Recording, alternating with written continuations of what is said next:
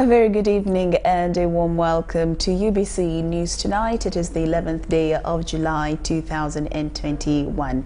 Well, before we start with tonight's newscast, let's first take a look at tonight's headlines.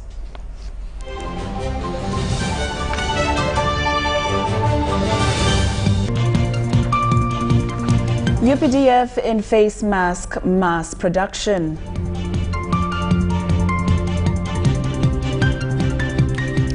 Illegal fishing gears confiscated and destroyed. Wandegea Business Center in flames.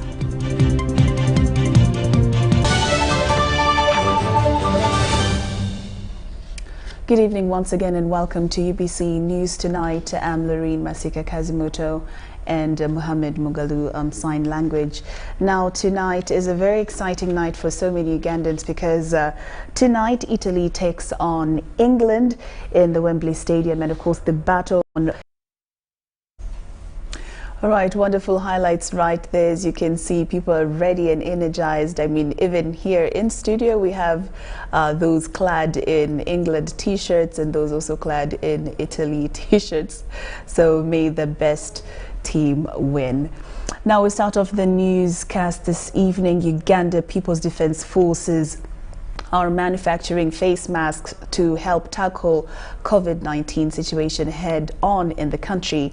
Now, Uganda People's Defense Forces, through their commercial arm NEC, have stepped up efforts to match the need.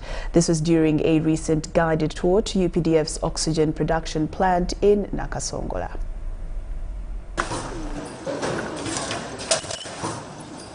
The loud humming and sounds of soft metal stamping is heard as you walk into a bright white area of the latest transmission plant owned by World Industries Limited, a subsidiary of the National Enterprise Corporation, which is a commercial arm of Uganda People's Defense Forces.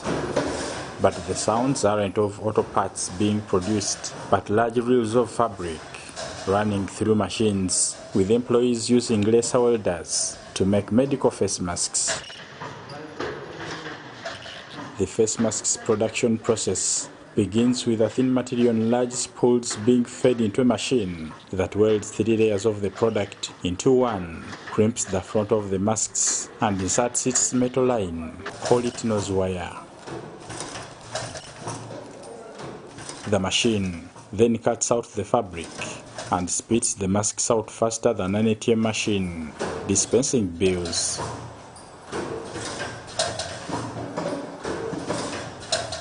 At full speed, the machine can produce 2,700 pieces per hour, totaling to 32,400 masks per day. We are running optimally to reduce on rejection rate, on the market forces, factoring in the market forces, and so on and so forth. The bacterial filtration effect or the viral filtration effect is 99, greater or equal to 99%. That one is molten brown fabric. I'm saying the finished product has been tested as required by NDA. The force is also engaging in production of sanitizers, all to fight COVID-19. This comes amidst constant advice by government and other health experts to the population to continue following the standard operating procedures to avoid the spread and contracting of the deadly virus. At the same industrial park, UPDF is also engaged in waste management, incinerating hazardous waste from both within and the surrounding areas. We work very closely with the National Environmental Management Authority, that is NEMA. So we work very closely with NEMA and a license from them, and like my colleagues explained, the transporters are also licensed by NEMA. So we do not accept any waste coming here unless it's transported by authorized transporters.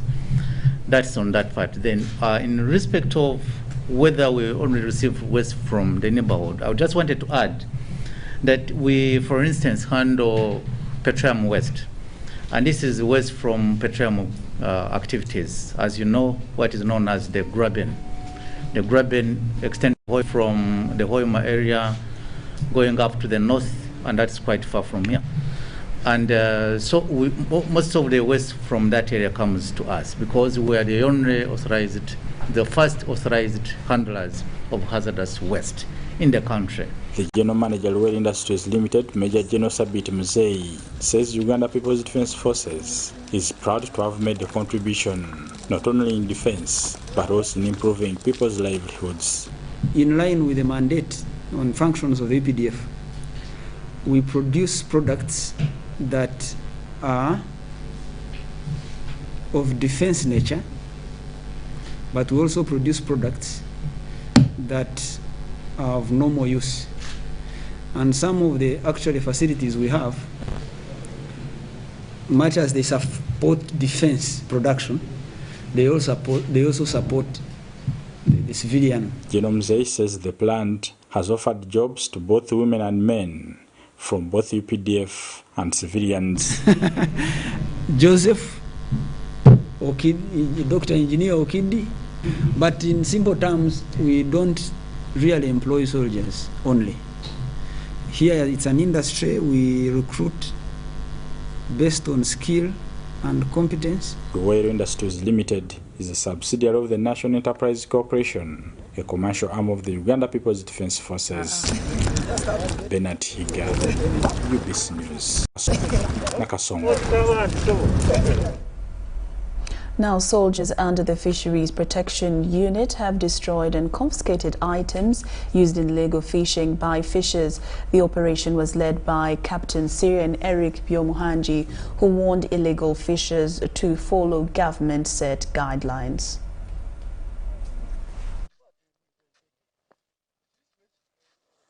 Fishermen involved in illegal fishing have been asked to surrender their gears and embrace set fishing guidelines by government. This follows an operation by soldiers under the Fisheries Protection Unit where gears used in illegal fishing were burnt.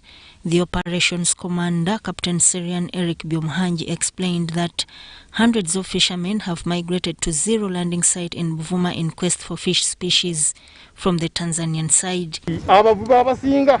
Bagenda ne beerimbiriza the miscarriage ne bateekamu amannya ag'abakulu nti babatiwe okubakwatako. Ekyo nja kubombulanga mu Kalangala yonna nti omuvubi yenna ayeerimbirika mu linnya ly'omuntu oba munene era beeteeka mu linnya ly'abakama baffe abanamagye abalala abakulembeze b'eggwanga abapoliticians nti teri muntu ali wansi w'etteeka waggulu w'etteeka buli omu ali wansi w'etteeka ate mbakakasa nti bona bajja kukwatibwako kasita abeera mu nsobi. The chairperson, Afalu Kambugu Godfrey, commended the exercise, saying it has enabled the army to clean the lake. Omulimu guno amagye tegasobola gukola gwokka, ffenna tuveeyo tuvumirire buli muntu yenna buli kikola kyonna ekitta ebyennyanja ebito omutego guno okutta ebyennyanja ebito ekibira ekitalimu miti mito tekisobola kusangibwa mu miti mikulu n'olwekyo ebyennyanja ebikulu bye birimu ensente bye birimu amagoba bye birimu amaanyi enkola yonna ey'okwonoona ennyanja ey'okutta ebyennyanja ebito tugivumirire ffenna mu myalo gyaffe ffenna wonna tuvubira okulaba nga tuyamba ku magye gano okulaba nga tununula ennyanja zaffe. He, however, asked government to decrease on the taxes levied on items used in fishing. Some of the fishermen asked government to introduce a system where they can get fishing nets on loans to reduce illegal fishing. All the captured illegal fishing gear was consequently burnt by security. Verratti. Insigne avec Jorginho. Beaucoup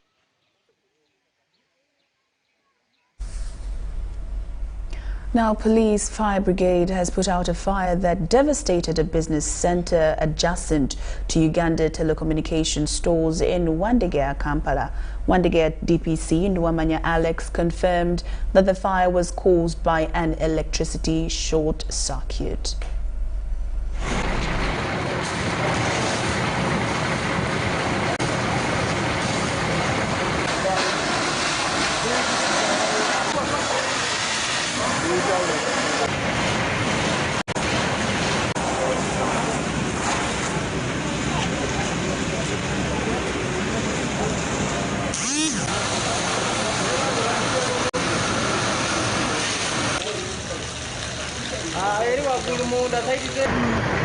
We got information that there was fire outbreak here. So when they came, we responded immediately, and after reaching here, the cause was electric shock. Because yesterday, last night, there was no power, but we tried to respond immediately. So far, we are still establishing it. We are still finding out. Okay. But at a later stage, we shall know what has got the problem.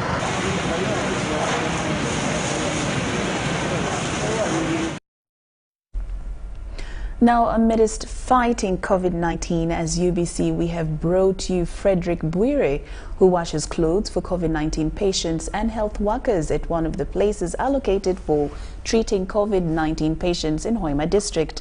Bwire says he washes clothes, shoes, among other items for patients with bare hands, and therefore appeals to government to provide him with a washing machine. Following the outbreak of COVID-19 pandemic in the country, Hoima Regional Referral Hospital was reserved to guide the treatment of patients. Bwire and other workers were asked to wash for COVID-19 patients after 2 weeks of training. At the great risk of handling the direct linens, the bedding and the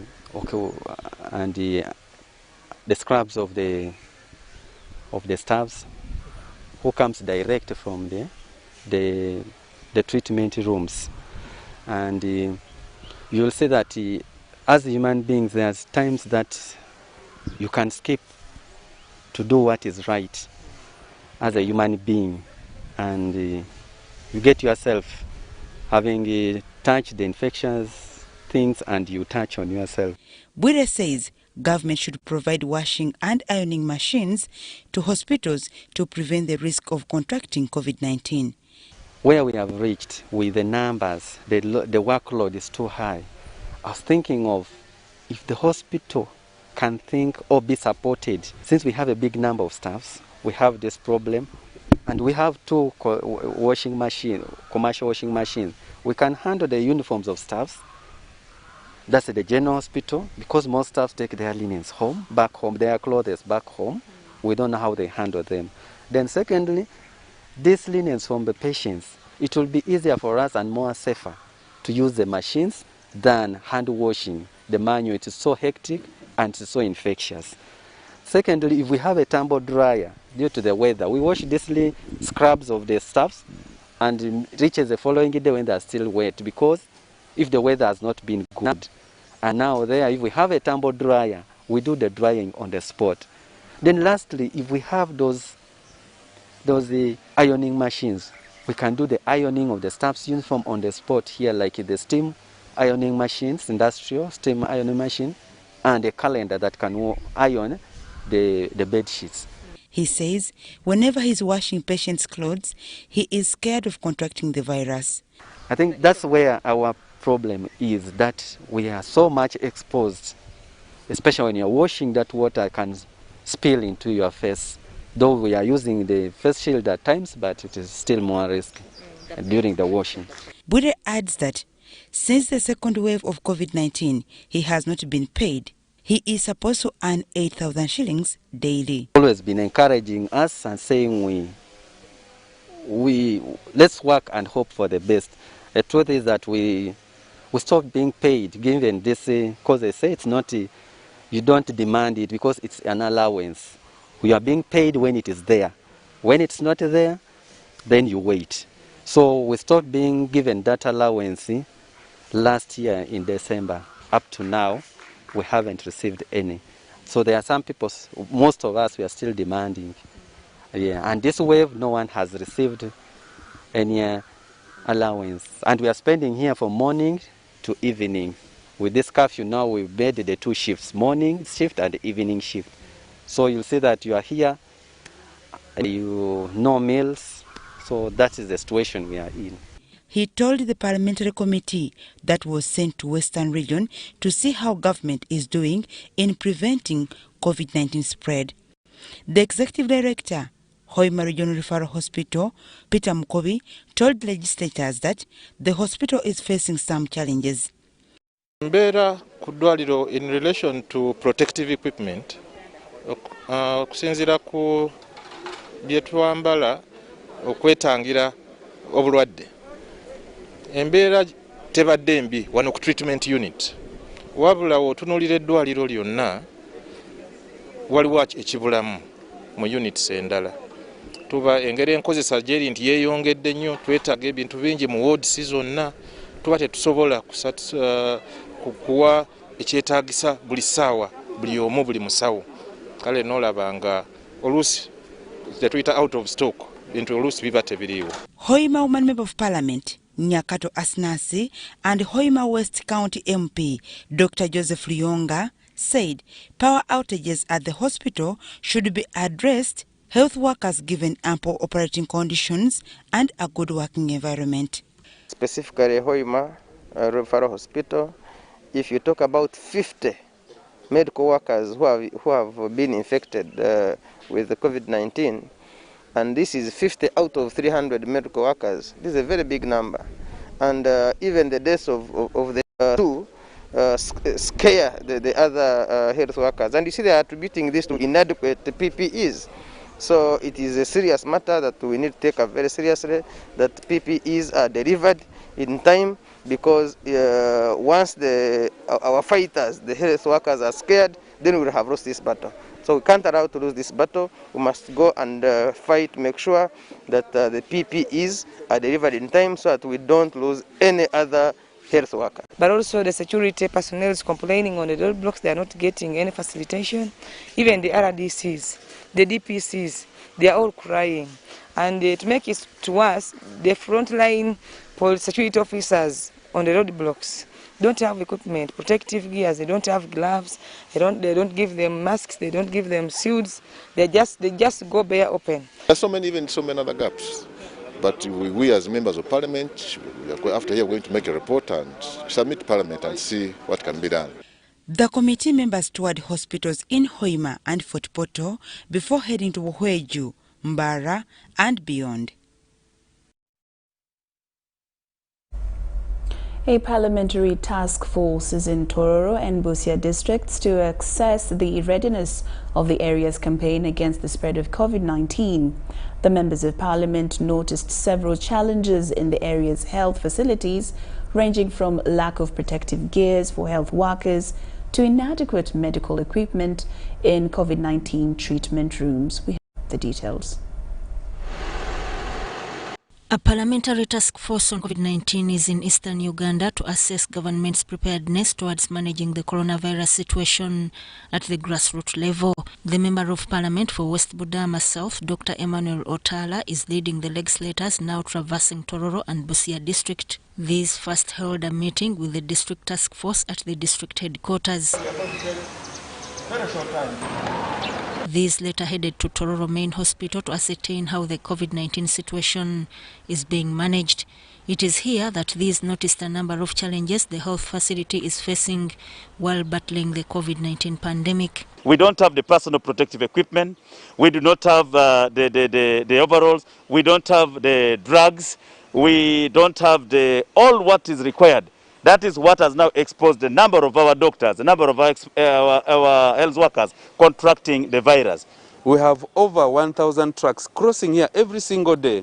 Each truck comes with at least 2 people.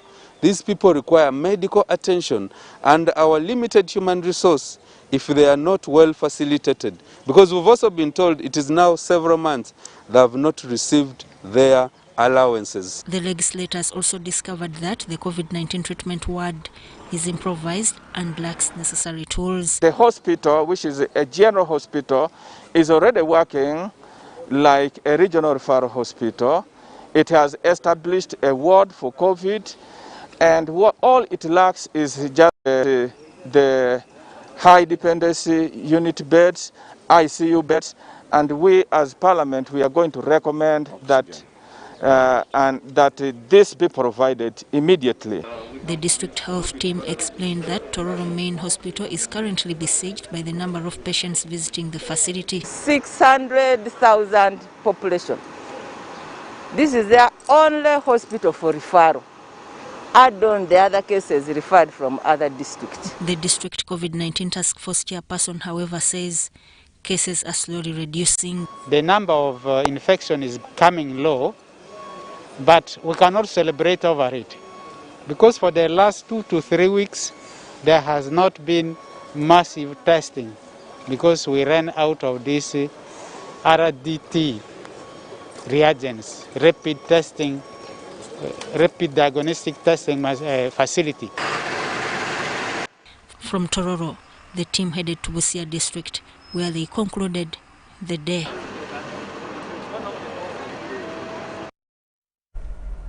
Religious leaders in Entebbe have launched a campaign of appreciating health workers, including doctors and nurses who are on the front line of fighting COVID-19 and saving the lives of Ugandans.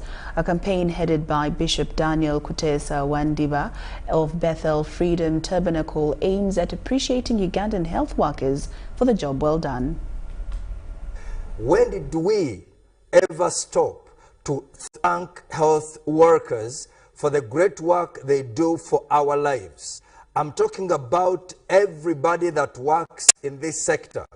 I'm talking about ambulance drivers. I'm talking about toilet cleaners. I'm talking guys that watch the gates of hospitals and health facilities. I'm talking about psychiatrists. I'm talking about people that serve in mortuaries. I'm talking about pharmacy owners. I'm talking about people that own clinics. These guys serve us every day, day in, day out. During this COVID-19, they chose to stay at work. We want to salute them, and I'm promoting a campaign nationwide to appreciate all these people. Go to them where you live. Even when you're locked down, mask up, go and thank that community. They really deserve to be appreciated. I'm a priest, I'm a preacher. But actually, most people call me for prayers after running to hospitals. Kasese district leaders have been urged to be united for development of the district. Kasese Diocese Bishop, the Right Reverend Aquarius Chibida, says leaders need to come together to forge ways of developing their areas. United we stand, divided we fall is a common wise saying used to prop unity among groups and communities. This is exactly what the Bishop of the Diocese of Kasese, the Right Reverend Aquarius Chibida, is telling area leaders. But now I think he's showing it practically, that he's a leader who has a big heart for all people without discrimination. Because this vehicle is going to be used by all people without any discrimination. Whether they are non-believers, whether they are Catholics, whether they are Protestants, whether they are NRM, whether they are FDC, whether they are either NUP, this vehicle is a help to all people. And I call upon all political leaders that once we have gone through such an election, that we all join together, irrespective of our political affiliations, we put our heads together, we put our hands together, and make and help our people to develop. The bishop wants all politicians in Kasese to aim at uniting residents for a better future. Build our Kasese. If after elections we still go different ways, we must come together. This is our Kasese. This is where you have been born. This is where your parents were born. This is where your great-grandchildren will stay. The bishop thanked Kambale Ferigo for offering an ambulance to help in evacuating the sick to health centers. Kambale Ferigo is the Member of Parliament for Kasese Municipality. So like in any other part of the country, we are also in lockdown because we have cases of corona. And that's why I had to realign my program with the new theme of saying, save life first. We have many programs as government, as leadership, including socio-economic transformation, programs that enshrine in my political program that is enshrined in the NRM manifesto, but you can't do anything before you save life. He said that the ambulance is aimed at saving lives and boosting the health systems at grassroots.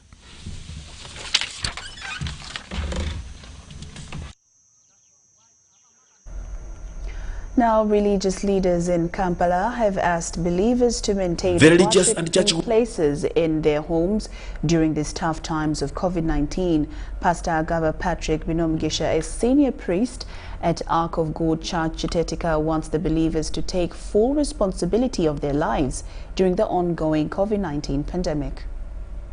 The religious and churchgoers are being asked to establish worshipping places in their home and regularly nourish their faith during this COVID-19 pandemic-induced lockdown.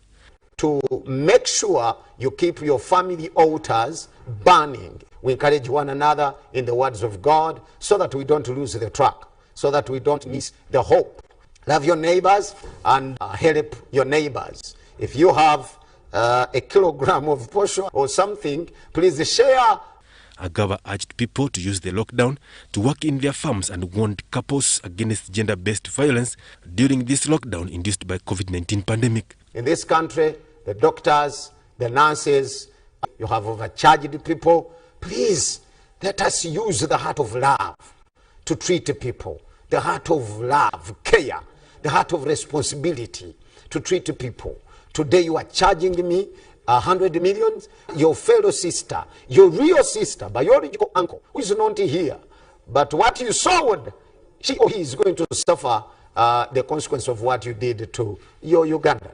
Agaba also asked security operators not to discriminate religious leaders who at times find it hard to access some areas to conduct prayers, especially during funerals and burials.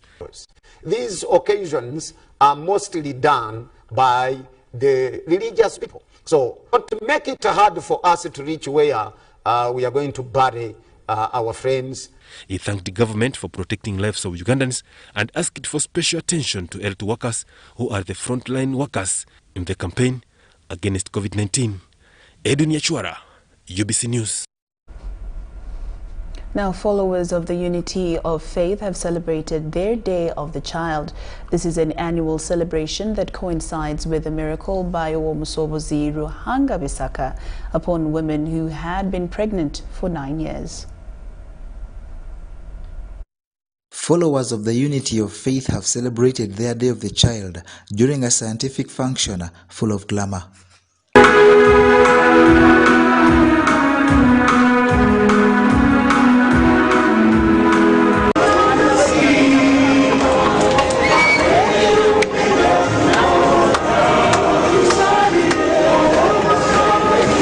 This day that is celebrated to commemorate a historic happening in 1980 when Owomusobozi Ruhanga Bisaka touched a woman who had been pregnant for 9 years and she delivered. Omuherezo ogu akatwalenda yikala naye emyaka mingi ebulire mundu ogu Mukama Owomusobozi akimbwire itambiro eribeta obumu itambire y'ekyo kyakurungi kyonko omwana obunyamuzaire atasasi Ruhanga kamukoreye hunyo ekihunirizo nti kuzara akatekurwa kuzara. Hosted at Unity of Faith Palace in Kapiemi, Kagadi District, the heir to the throne Owomukwenda Akugiziwe Bisaka reminded faithful about the good deeds that Owomusobozi Bisaka continues to perform, including healing of the sick and casting demons. Twinekole ebirungi Mukama Owomusobozi kwe yatugambye tusabege esaala eyo habukuba esaala n'okutuma tujja kubyama abantu tekusinga bagenda kukola emirimu tusaba esaala Mukama Owomusobozi atwebembere kandi esaala zituyamba twikale ntumumanya ati nkesaala y'okulya emmere n'ojja kulya emmere otamala gagirya emmere n'olya bulya ako Mukama wayi ne Ruhanga niwagikwaire. Omukwenda Akugizibwe advised members to respect standard operating procedures and also to continue seeking providence through prayer. Tekahobuli okumanyisa abekulembeze bitambiro lino bajje betegere niko bojja bangambire nanyowe bagumye hanyuma nitumura bitambiro li ali omuntebeye aikali. Unity of Faith members offered testimony about witnessing works of Owomusobozi Ruhanga Bisaka in their lives still now. Omwanyaro ababandizi okubonekerwa Omukama Ruhanga Owomusobozi Bisaka kitinisa kingi nahandi hona naboneka yadde batakabagambire barahika barabagambira kandi Ruhanga aserekwa.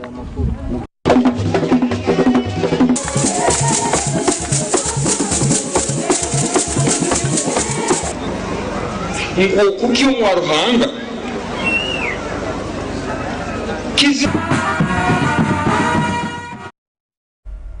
UBC News Tonight. Now, the Chief Administrative Officer for Isimbi District, Asimwe Alice Rushure, the Procurement Officer, and sub-county chiefs are under fire for causing a multi-million financial loss to the district. These are accused of connivance that led to the awarding of a local revenue collection tender to a certain group of people without following the procurement processes. Leaders, including area MPs, now want the tender terminated before they are subjected to a thorough audit. Tension has gripped Isimbi District following the illegal awarding of local revenue collection tender to Isimbi Matoke Buyers and Growers Cooperative Limited without following the legal procurement processes. Local leaders accuse the Chief Administrative Officer, Alice Rushure, the Procurement Officer and Sub-County Chiefs of connivance. It is the contractor to explain to us, how did you get this contract? And it is the district to tell us, how did you award the contract?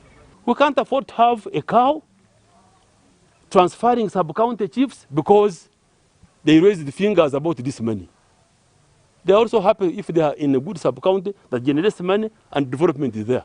In the past few years, Leonard Investments Limited was the one collecting local revenues on behalf of the district, but none of the leaders knows how it ended up in the hands of Isimbi Matoke Buyers and Growers Cooperative Limited, whereas the latter committed to remit 55 million to the district every month. Leaders say it is very little compared to the over 280 million shillings projected. So it is the problem of the technical team. And they are the ones now to tell us how they did it and why they did it. Sources who preferred anonymity claim the cow Alice Rushure forced the sub-county chiefs to sign the tender without the consent of the LC3 chairman and their council, and that those who resisted her directives were transferred. Efforts to get a comment from the cow were futile, and she declined to comment on the matter. However, the senior procurement officer, Frank Kamwine, refuted knowledge of this tender. I don't have them. Okay. Because this was done at the relevant counties, local governments. Article 85, Sections 2 of the Local Government Act gives mandate to the local councils to collect revenue and remit 35% to the district and retain 65% for their development plans. But in Isimbi, it is contrary. We want our people to live peace-free. Peace-free, you have seen. People are complaining. I'm sure they must have told you, the people of Kanga, they are rioting. No, we are trying to find out where is our money for development, for service delivery. Besides, upon getting the contract, the tenders began charging locals of their properties which were not even in the contract signed.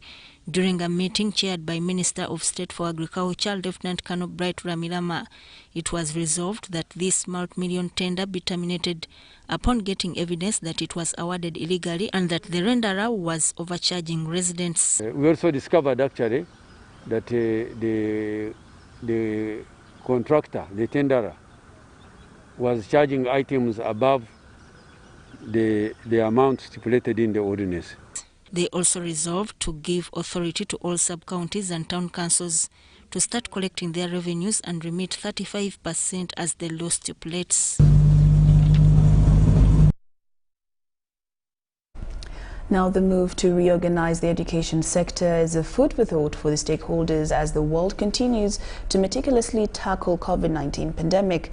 This and more details emerge from a perspective view from a section of stakeholders who have interacted with our own reporter, Daniel Mugoya, on the way forward in the education journey in Uganda, especially as a response to the effects of COVID-19. Take a look. Several scholars describe education as the key to the future, playing an important role in the career world. But with the ugly faces of COVID-19 pandemic, which has disrupted the education landscape across the world, it is uncertain to predict the future. For the case of Uganda, some researchers believe COVID-19 is an opportunity to reshape the education sector. If the education minister does not use COVID-19 to reorganize education in Uganda, then it will never organize education. Never. The devastating phased manner of the COVID-19 pandemic makes the situation more worrying, as each wave comes with multiple threats which impact in various and complex ways. Because now we are they say we are in the second wave. Some countries say they are in the third wave. Nobody knows whether it is the fourth and fifth. First of all, the children are at home and they are growing fast. Since March 2020, COVID-19 has continued to tease the education system in Uganda, as the current education policy can only hazard to match the underlying environment created by the deadly pandemic. Government introduced a phased reopening of learning institutions in the first lockdown late last year, which did not yield results as most schools registered a number of COVID-19 cases. Jonathan Vombi, a researcher in education, attributes the challenge to pure regulatory role, especially private schools, which he says is profit-making institutions. Why? Because government plays the regulatory role. It has to play the regulatory, the supervisory, the monitoring, and directive and direction roles. But why is it that when it comes to education, everything goes back to laissez-faire? Leave us alone. The General Secretary, Uganda National Teachers Union, Philbert Baguma, faults politicians who own schools and are dubbed as untouchables. Because these schools belong to politicians. They belong to MPs, they belong to ministers, they belong to LC 5 councillors and so on. And now, when the inspector is coming to say this school is at fault, before he reaches office, he will have been warned. You hear order from above. In 2019, Cabinet approved the National Teachers Policy, which accommodates the National Teachers Council. However, this is still in draft stage at Parliament, although there are hopes that it will guide in the regulatory framework. And therefore, even when you are in private, as long as you are operating a school, you will be answerable to the National Teachers Council, because it can even close a school. The education curriculum is another area of concern if a country like Uganda can overcome future disasters like COVID-19 pandemic. Saying it is dangerous for Uganda and Africa to overemphasize the theory. We need to balance all-round education. E-learning, unfortunately, is mainly, again, academic. Back again to what is taking place in the schools. Training people how to learn the theory, like we used to learn 2 times 2, 3 times 2. 2 times 2 what? So what do? We make a curriculum. The curriculum which is aimed at capturing the necessary theory and the practical. Because we train people to survive in life. What is the curriculum for that? We need actually to overhaul the curriculum. Overhaul the curriculum to turn out men. How does somebody finish a university when they don't know how to speak? Again, in 2020, the Ministry of Education and Sports secured about 43.2 billion shillings, including 206 billion from the savings of the capitation grant, to cater for procurement and distribution of home study materials to enable the learners continue with their normal schedules from their respective homes. But the 10th Parliament faulted the Minister of Education on the unfriendly usage of the money, which up to now hangs in balance. Considering the lack of frameworks and infrastructure for alternative provision of basic education in Africa and Uganda inclusive, millions of learners have technically been locked out of education. This also puts the global progress towards the SDG 4 targets of ensuring equitable access to quality education at an unprecedented situation. It is of no doubt that the children of the underprivileged have severely faced more limited opportunities to continue learning during the pandemic, creating a disparity in field of education. For example, if you are on radio and you are conducting a lesson, you cannot tell how many learners are paying attention. You cannot tell how many learners have access to the signals of the radio. And therefore, and still, there are those children with special needs. If you are on TV, you are leaving out the blind. If you are on radio, you are leaving out the deaf. I have not seen, I have not listened to any program which has come out nationally to teach parents on how to use television programs with their children. Designing the education system that relies on technology is the most recent phenomenon, although the challenges seemingly overpower the advantages. A case in point is the data connectivity, skills to operate online services, among others. This must be, there must be a clear policy on ELA, because everybody is doing things on their what? On their own. In fact, teachers are using e-learning to con our daughters, to fall in love with our children. This is embarrassing. It may not be COVID-19, but something else can come in and put us on hold like it is now.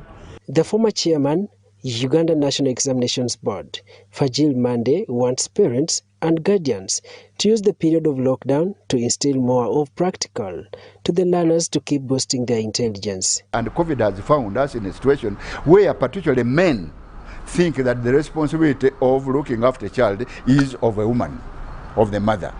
Are you getting me?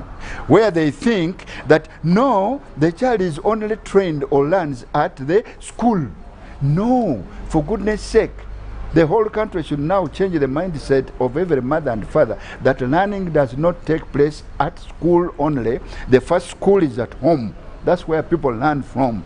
The disruptions by COVID-19 pandemic increases on a daily basis, with most yet to be understood. All hopes are in the journey to recognize the brutality of the educational risks represented by the COVID-19 pandemic and to take responsibility to lead a process that is as effective and equitable as possible in tackling this adaptive challenge. Daniel Mugoya, UBC News.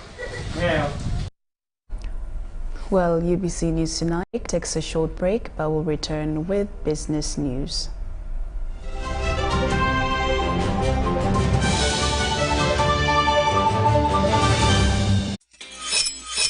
We've cut and reduced our MTN Momo withdrawal rates. Now you can withdraw mobile money at the lowest rates. You also get MTN Senchu points when you deposit, send, and withdraw MTN mobile money. Visit our Momo agents countrywide and withdraw mobile money at our reduced rates from 1st May 2021. Everywhere you go, MTN.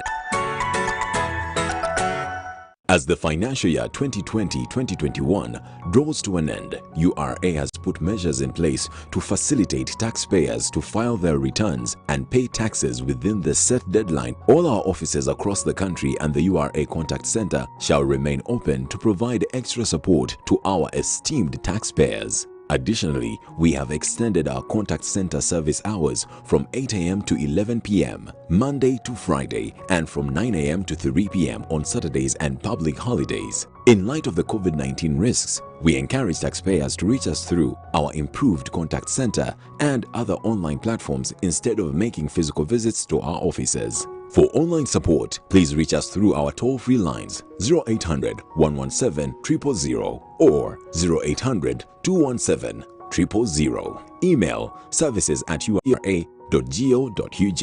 Website ura.go.ug. Social media: Facebook, URA page, Twitter @URA Uganda. URA Customs Help Tool, help.ura.go.ug/login. URA appreciates all taxpayers who have duly fulfilled their obligations. Stay safe and let us all observe the standard operating procedures to prevent further spread of the COVID-19 virus. Stay safe as we develop Uganda together. Uganda Revenue Authority, developing Uganda together.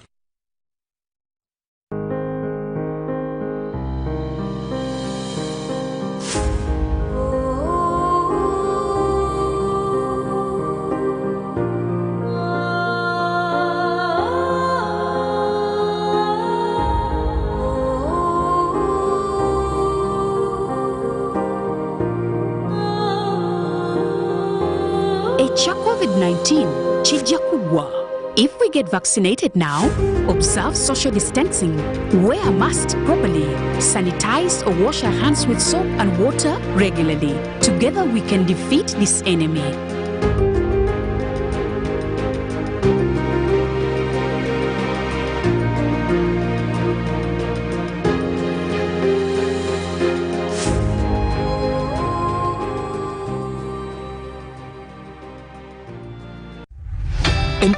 To improve quality assurance and Uganda's competitiveness as a tourist destination, Uganda Tourism Board is set to undertake a nationwide grading and classification exercise of hotel and accommodation facilities. As a member of the East African community, Uganda subscribes to the East African Grading and Classification Criteria, a system denoted by stars ranging from 1 to 5. The grading and classification exercise will be crowned by the awarding of star ratings to facilities found compliant to the EAC minimum standards. This is therefore a call to all accommodation and facility owners and managers to register and get licensed by UTB as a requirement and get ready for participation. For more information, visit www.utb.go.ug or email qualityassurance@utb.go.ug for details. Uganda Tourism Board, promoting tourism together. Introducing to you the Faculty of Interdisciplinary Studies, Mbarara University of Science and Technology. We run academic programs designed to create an interface between academics, industry, and the community. We aim at offering hands-on learning experience and skills that suit continuous evolving societal needs. Join the Faculty of Interdisciplinary Studies today for undergraduate training in Bachelor of Science in Planning and Community Development, Bachelor of Science in Gender and Applied Women Health, and Bachelor of Science in Agricultural Livelihoods and Farm Production. For postgraduate programs, we offer Master of Arts in Planning and Governance, Master of Arts in Development Studies, Master of Arts in Peace and Conflict Studies, Postgraduate Diploma in Criminology, and PhD in Development Studies. For inquiries, please contact us through our email dean.fis@mass.ac.ug or admissions@mass.ac.ug, or you can call the Dean directly on 0782827777 or 0701778699. Electronic applications are also available on our website, applications.mass.ac.ug. Succeed we must.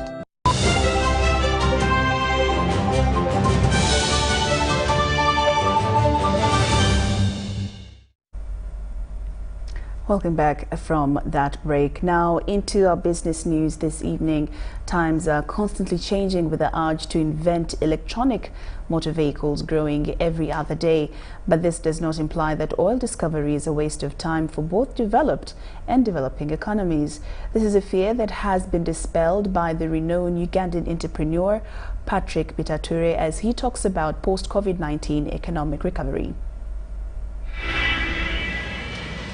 Two major economic milestones in Uganda are running concurrently.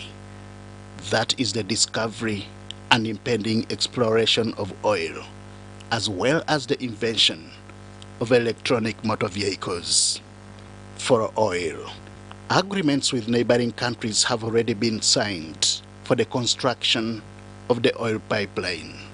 At the same time, construction of the Kira electronic motor vehicle manufacturing plant is ongoing in the Eastern District of Jinja. The real full rollout will be when we have developed the entire Jinja Park. One of the main problems that this is seeking to solve is the challenge of global warming and climate change, which has not spared Uganda. There are three things in life, and I'll start with the C, that you've got to embrace. Chances, choices, and change. If you take a chance on something, you make a choice that this is the one you're going to do, you will get change. If you don't do the first two, you will not get the change you desire. Now, the world is continuously changing. If there's one constant in life, it's that change will always happen. Now, the world is becoming more and more conscious of global warming and climate change, the effects of climate change, and so they are trying to reduce on the use of fossil fuel as one of the biggest contributors to this global warming. However, it's going to take time. It doesn't happen overnight. Whether petrol or diesel, fuel, which is a product of oil, is a worldwide known resource that propels the automobile sector. It is therefore not a waste of time to explore the product whose market is readily available. Yes, the manufacturers of cars have all said 2030 or 2040 to start only making electronic cars. vehicles. But if you look at how many electronic vehicles there are today in the world, there are less than 2 million in the world. Whereas the fossil fuel vehicles or steam engine vehicles, there are over 1 billion. There's a very big difference to move the needle from 2 million to 1 billion. Now, the people in India, 1.2 billion. The people in China, 1.3 billion. The people in Africa, 1.2 billion, are not about to start driving all of them electronic cars. So there's still a market for oil. Unfortunately, this potential has been dealt a blow in the wake of COVID-19 pandemic outbreak that has changed the way of doing business, not just in Uganda, but across nations. Tourism has been hit, but also manufacturing has been hit. People don't have money for spending on the goods being produced by Coca-Cola, by Tupeko, by the plastics industry.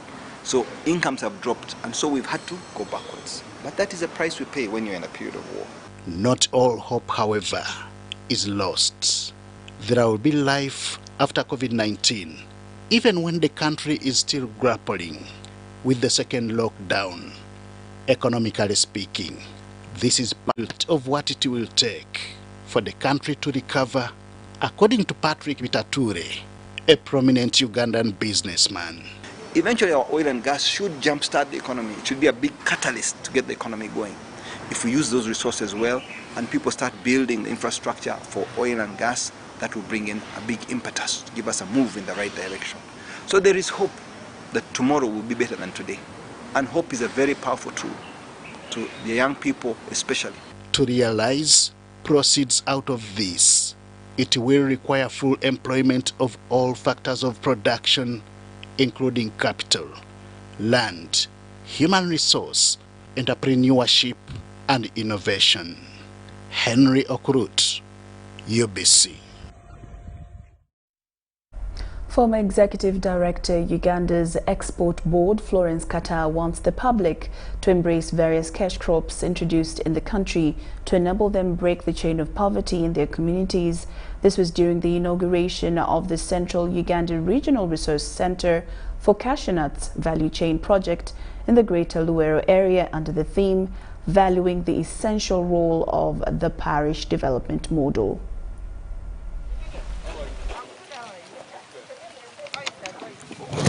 Cashew Nut Farmers and Promoters National Association of Uganda, together with the Ministry of Agriculture, want to introduce perennial plants like cashew nuts, which can sustain communities for a lifetime. The former Executive Director, Uganda Export Board, Florence Kata, says many countries take cashew nuts as their gold mine, and it's time for Uganda to take part. You don't necessarily need to have a lot of land. You can even choose to say it will be my hedge crop around my home, and I'll put up 10 trees. And as we've heard, 10 trees are good enough to give a family a very decent source of income for up to 80 years. So that's why I thought I should bring it here. Experts say cashew nuts have a number of health benefits, and it's the reason it should be embraced by every household. However, a farmer should pay extra attention when the plant is still in the nursery bed, because mistakes may lead to poor yields. If you choose poor material, it's a problem. If you plant them and they overstay in the nursery, it's a problem. If you plant them in bigger pots and they stay there for more than 3 months, 4 months, they start coiling. You just get a kilo, you sell it 10,000. Multiply by the 12, multiply by the 2 seasons, multiply by how many years? I mean, aren't you having fees at home? School fees, people will go to school. So area leaders have pledged to bring more farmers on board and take up this golden opportunity. So I'm going to mobilize these schools and individuals. Immediately after this lockdown, I will mobilize for you very less than 50 farmers and then schools to take off from this nursery bed here. We are praying every day and night that COVID is gone, so that we mobilize our farmers. Because this is the project we have started and we need its support. If we don't mobilize the farmers, you will not have the buyers. A memorandum of understanding was signed between Cashew Nut Farmers and Promoters Association of Uganda and Prime Agro Uganda to cement the relationship between the two parties. Yes, the MOU is signed. I am Mary Namkose for UBC News.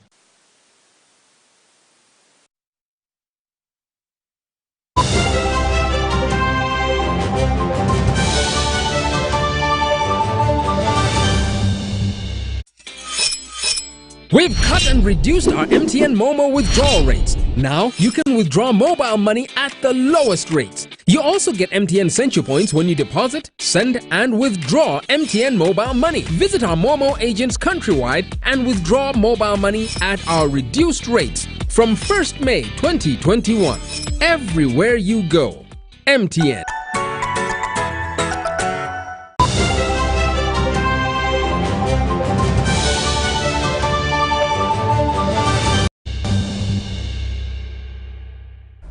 And now into international news. The Chinese President Xi Jinping and North Korea's leader Kim Jong-un exchanged congratulatory messages today on the 60th anniversary of the signing of the Chinese Democratic People's Republic of Korea's Treaty of Friendship, Cooperation and Mutual Assistance. In this message, Xi pointed out that in 1961, leaders of the elder generation of China and the Democratic People's Republic of Korea made the far-sighted strategic decision to sign the treaty, which laid important political and legal foundations for consolidating the friendship the two peoples had forged with blood and promoting bilateral friendly cooperation for the long run.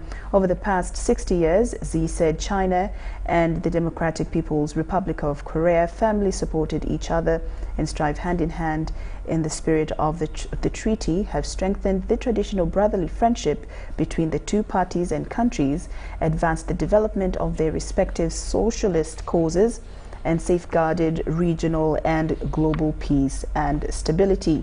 Kim, in his message, said the signing of the treaty demonstrated to the world the firm will of the two parties as well as the governments and peoples of the two countries to promote the long-term development of the Democratic People's Republic of Korea, China friendship forged with blood on a solid legal basis. Now, Cuba's regulators have approved one of its own vaccines for emergency use in the wake of the country's surging COVID-19 cases. It's one of the 5 candidates in the pipeline, and another vaccine could be soon approved. Cuban scientists say that the country's drug regulator has granted emergency use for the COVID-19 vaccine called Abdala, which has proven almost 93% effective against the virus. The vaccine was developed by the Center for Genetic Engineering and Biotechnology. The vaccine comes as Cuba faces a flare-up of COVID-19 with thousands of new daily cases and deaths. Health officials are worried about the spread of the Delta variant and hope the 3-shot Abdala vaccination given 14 days apart will bring down the latest surge. According to the Cuban Health Ministry, nearly 3.5 million people have received at least one dose of the Cuban vaccines, and nearly 2 million have already been immunized against COVID-19 up to early July as part of the health intervention and clinical studies. Shot. See, if this COVID-19 ends, we can go for a good time and enjoy, you know, because this is tough, man. This confinement gets me crazy. The president of Cuba Pharma, a pharmaceutical conglomerate, announced a second locally produced vaccine could get approval. Nosotros hemos explicado antes. We have been in contact with the offices of the World Health Organization and the Pan American Health Organization, and we will soon hand over to them the efficacy results of our vaccines. Cuba is the first country in Latin America and the Caribbean to successfully develop a COVID-19 vaccine. Luis Chirino, CGTN, Havana.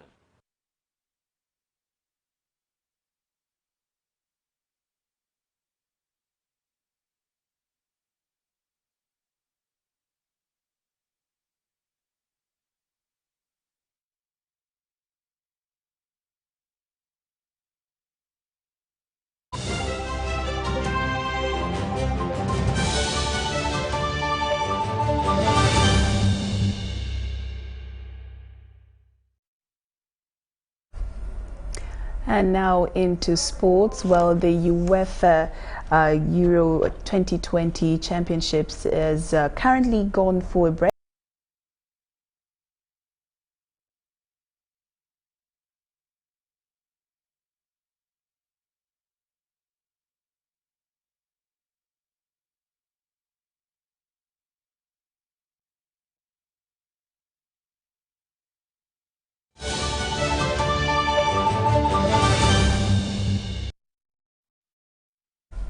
All right, now with the second half coming in just a few minutes, of course the tensions are high, but of course we do pray that the best team wins at the end of the night. From us here in studio, we'd like to wish you a lovely evening and also a very tremendously blessed new week. I'm Lauryn Masika Kazimoto and Mohammed Mugalu. We wish you a lovely night.